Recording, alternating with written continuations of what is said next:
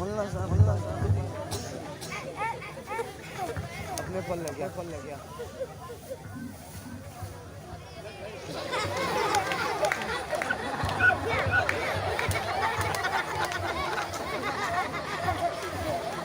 अस्सलामु अलैकुम।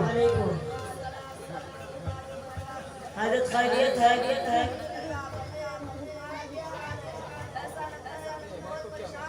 बात को जल्दी वरना रोना ही रोना है।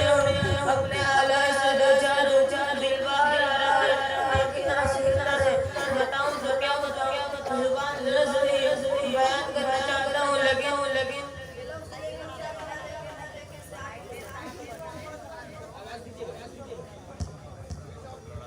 ये लफ्ज़ लेकिन क्या बना है, कहता लेकिन से आगे नहीं बढ़ते। साफ साफ बातें कर दो, पहले तुम्हारा ही दुआ सुनता हूँ।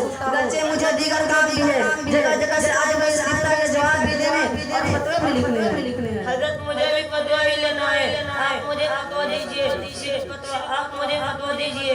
अरे भाई, क्या तुम्हारा दिमाग आउट हो गया है? पागल तो नहीं हो गए हो?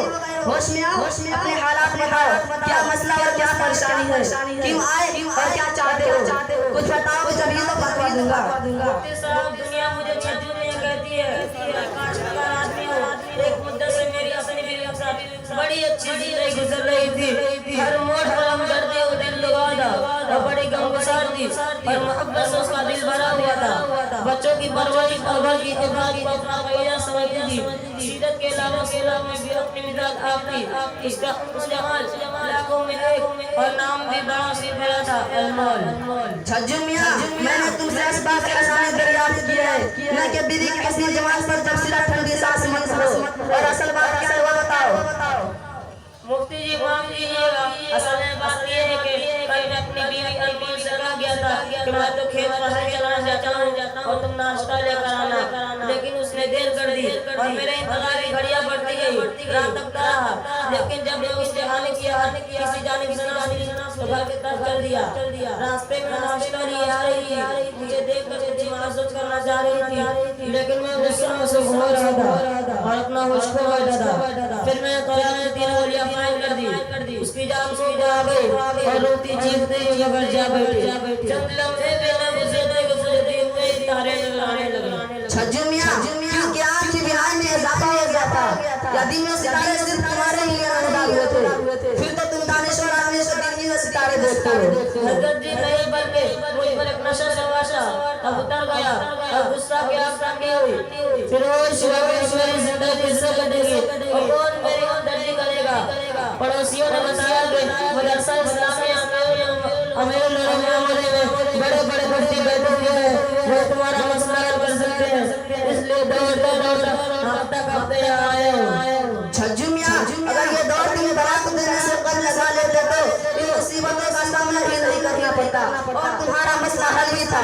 लेकिन अफसोस कि जो रिश्ता जिंदगी भर के लिए जोड़ा गया था, तुमने उसे मुनक़ता करके एक बेकसूर बेगुनाह औरत को जुल्म और सितम के पहाड़ डाल दिए और तलाक की 3 गोलियां फायर कर दी।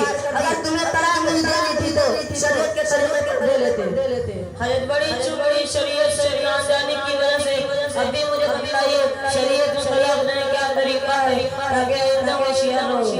हमारी शरीयत निहायत आसान और हमदर्द है।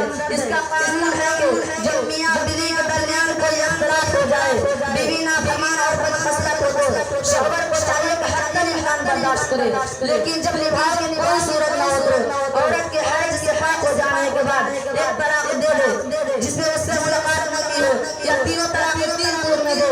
और एक सूरत ऐसी है कि एक ही तूर में 3 तलाक दे दे। लेकिन सबसे बेहतर पहला तरीका है, तुम तरीका अवल अख्तियार कर लिए हो तो आज इस तरह परेशान होने की जरूरत नहीं थी। बिना निकाह के ही अपने बीवी से रजू कर सकते थे, लेकिन अब पछतावा क्या होता है जब चिड़िया चुग गई खेत। हजरत बड़ा दर्द है और सीना जल रहा है, हमको इस वक्त में लाइए और हमारा धड़कते दिल को तस्लीम दीजिए, मुझ बेकस में रहम कीजिए, आपको एहसान होगा। छज्जू मियां, तुम्हारी हालत में तरस खाते हो एक सूरत हमें समझ में आ रही है, लेकिन वो भी कल आजम ही है। हजरत तो सूरत क्या है कि जल्दी मत जाइए, हजरत जरा जल्दी बस सूरत निकालिए। वो सूरत हरारत की है कि उस औरत का निकाह किसी दूसरे शख्स से हो जाए और इत्तेफाक से वो शख्स भी तुम्हारी तरह तलाक दे दे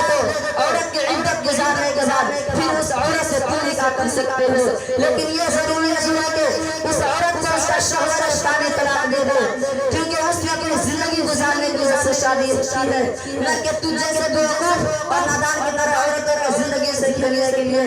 लिहाजा तुम कोई दूसरी राह ढूंढो, इसी में खैर है। ठीक है हजरत, हमने पूछा और आपने बताया और शरीयत को रास्ता दिलाया। शुक्रिया, अब चलता हूँ दुआ की दरगाह पे। अस्सलाम वालेकुम। वालेकुम अस्सलाम व रहमतुल्लाहि व बरकातहू।